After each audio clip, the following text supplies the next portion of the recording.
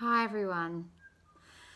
We have our new beeswax today, and today I would like you to get out of your bag your blue and your little bit of pink, and they both have a bit of plastic around them.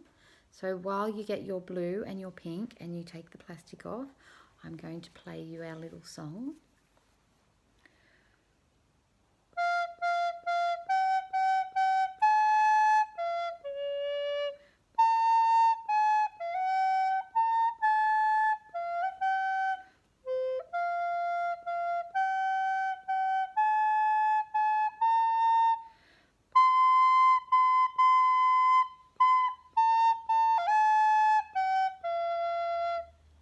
Whoops. Okay. You need to have your blue and your pink ready. I'm going to put them into under my arm area, and then you can put them into the palm of your hand, or the big one at least, and start our verse. From the bees, this gift of gold is here for us to warm and hold. Fragrant beeswax in my hand, from a gift from us, from the land. Okay, we're so lucky to have beeswax. Thank you, bees. Today our story is called Trapper. I'm not sure if you've heard this before, or if you have indeed created Trapper before, but it doesn't matter. We can always do things twice. It's a very sweet story. In the crystal reaches of the stormy Atlantic Ocean off the north coast of Canada, there was a small frozen island called Samarkand. The clouds floated freely there, dancing softly in the snow-filled sky as the ocean washed over the icy rocks.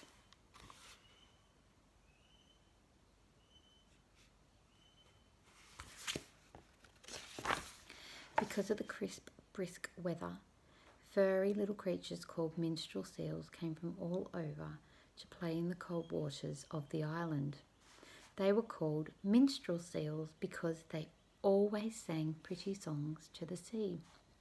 The seals spent all of their days eating the delicious fish that lived deep in the bays and sitting on the rocks and softly humming in the bright sunlight.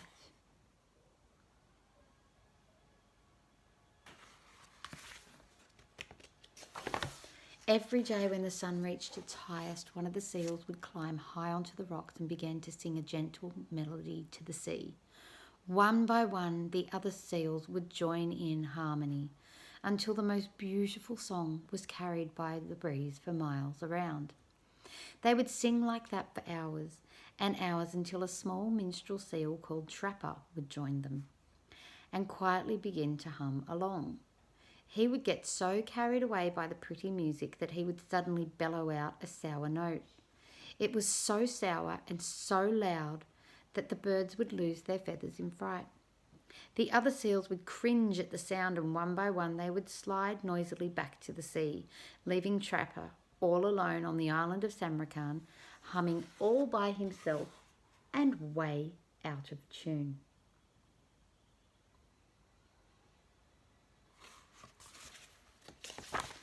It would have been the very same to this day, except that the seals one by one started disappearing. Day by day, one or two seals would disappear, and the group would be that much smaller. The other seals didn't really mind because each one enjoyed his own pretty voice anyway, and with fewer seals they could hear themselves better. Besides, it seemed to Trapper that the less the seals were there, the longer he got to sing along.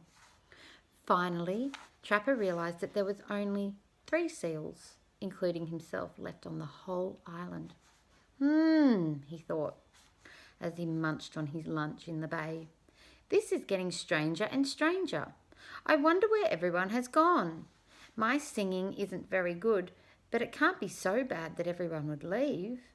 He decided that right after singing the next day, he would watch carefully to see where everyone went.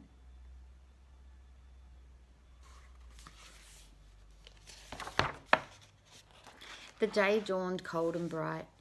As he did every day, Trapper played in the surf, and when the sun was at its highest, he went to join the other seals.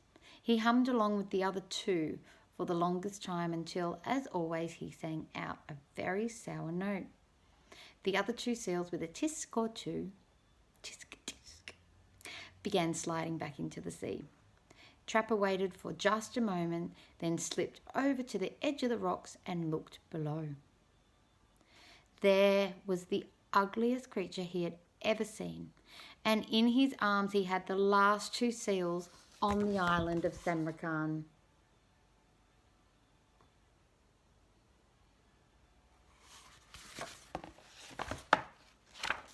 Trapper quickly hid as the creature ran off with his fellow seals.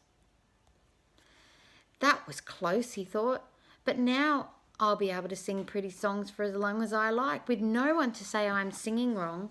He played in the bay and munched his lunch. Everything almost stayed the same.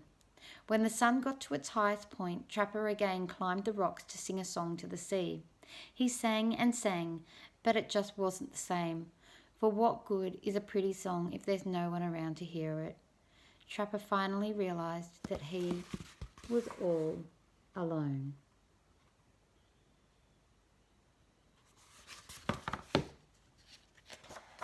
What will I do? He cried. I'm afraid of the ugly creature, but without the other seals I have nothing. He began swimming around the island, looking in all the bays for his friends, but to no avail. He climbed high onto the rocks and looked and looked. He searched throughout the day and long into the night, but never found a trace of another seal.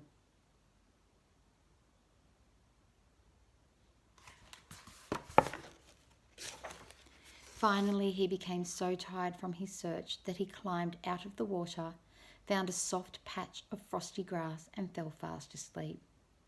While he slept, he dreamed of all the days he had shared with the other seals and the pretty music they had shared.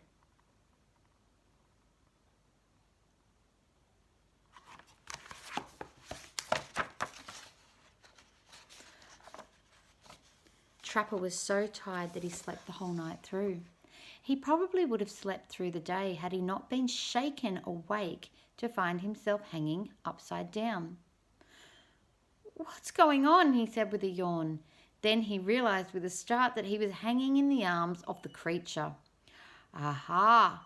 So you're awake, my little singing minstrel seal. Soon you shall join your friends, and you can sing all the pretty songs for me. Who are you, and what do you want with me? Cried Trapper.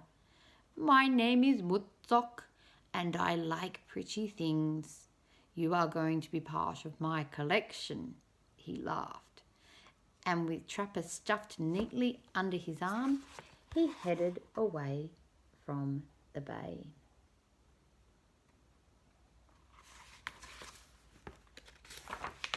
Poor Trapper did not know what to do. He thought and thought, but was too scared to think of anything. I've got to calm down so I can think, he thought. Well, the only thing that would calm him down was to sing. So he began to hum softly to himself. So softly, in fact, that the creature didn't even hear. Then, as the song built within him, he bellowed his loudest, sourest note ever. The creature was so shocked by the terrible noise that he dropped Trapper so he could hold his hands over his ears. Trapper hit the ground with a thud and quickly rolled to the safety of the sea.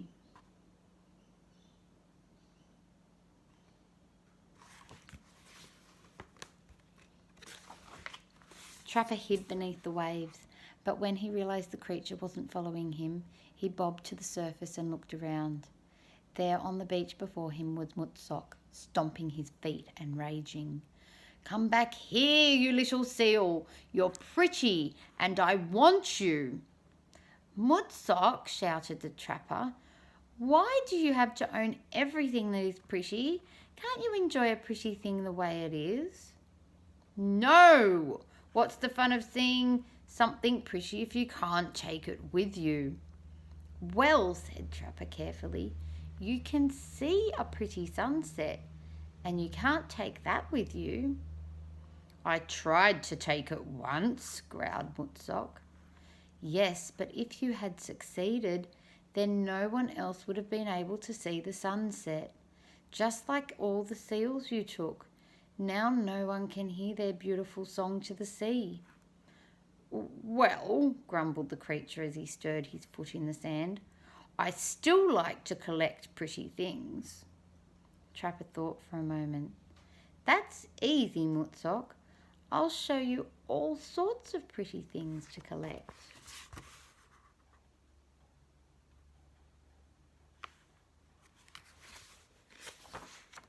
Trapper swam just a little way up the beach and shouted to Mootsock, who had followed.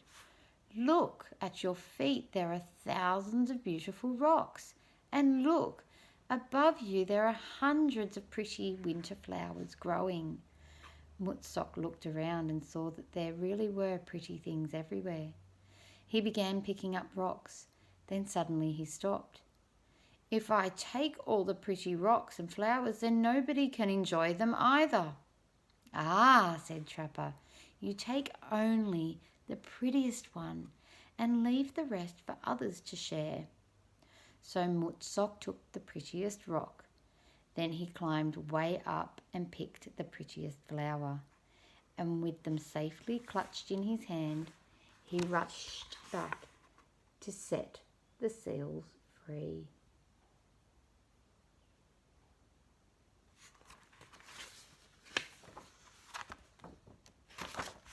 After a while, things returned to normal on the island of Samarkand, and the minstrel seals once again sang their beautiful songs to the sea. Some of the time Mootsock sat with a flower in his hand and a gentle smile upon his face, with small, silent Trapper by his side. If you listened very carefully, you could hear the two of them singing softly out of tune.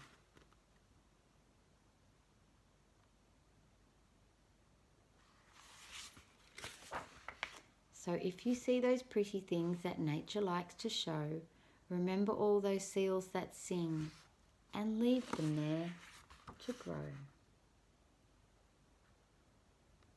And today we are going to make Trapper.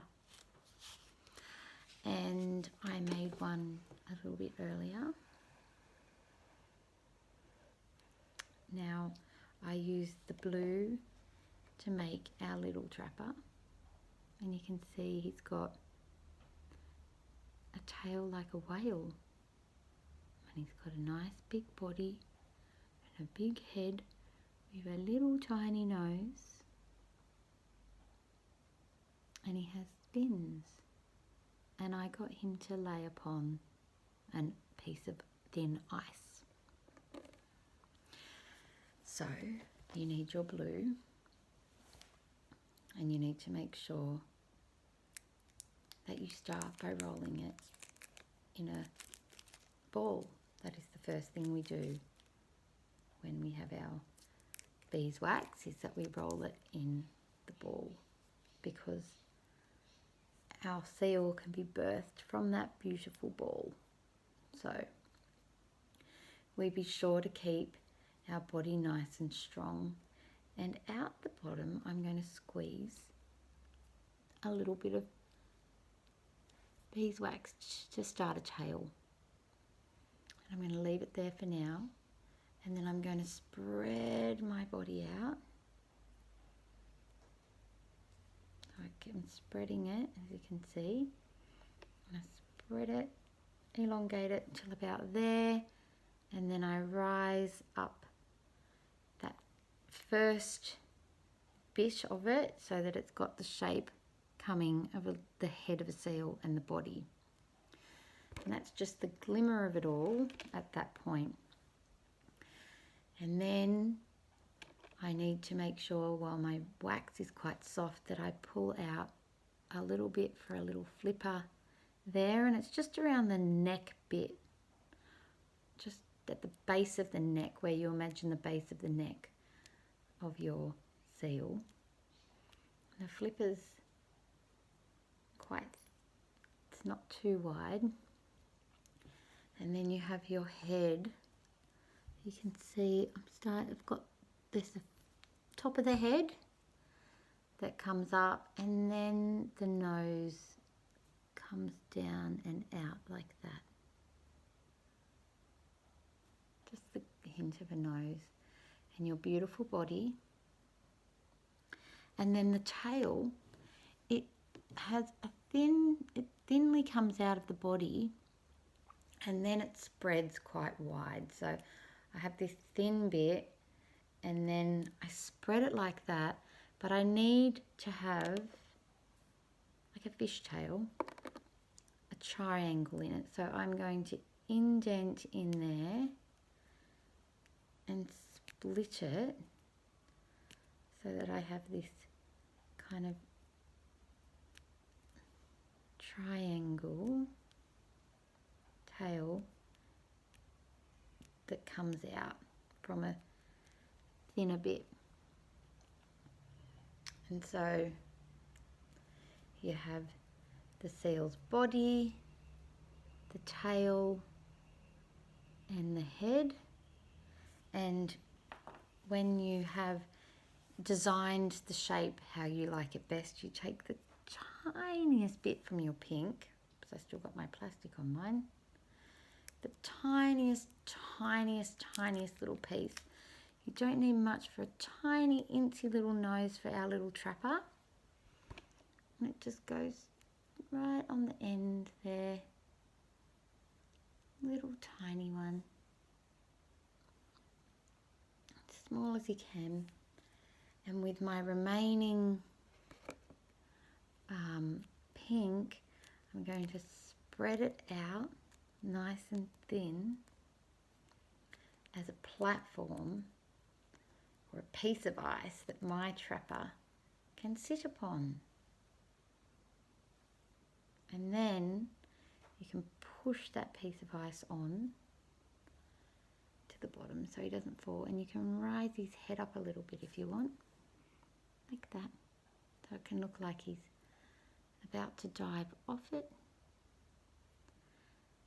I'm going to leave you to keep working on your beautiful trapper with your lovely tail shape. And please, can you ask your mum or your dad or any other adult that you are with to send me a photo, they know how, of your beautiful creation so I can see what you've created. I'd love to see. Have a beautiful, beautiful day, Class 1. Bye.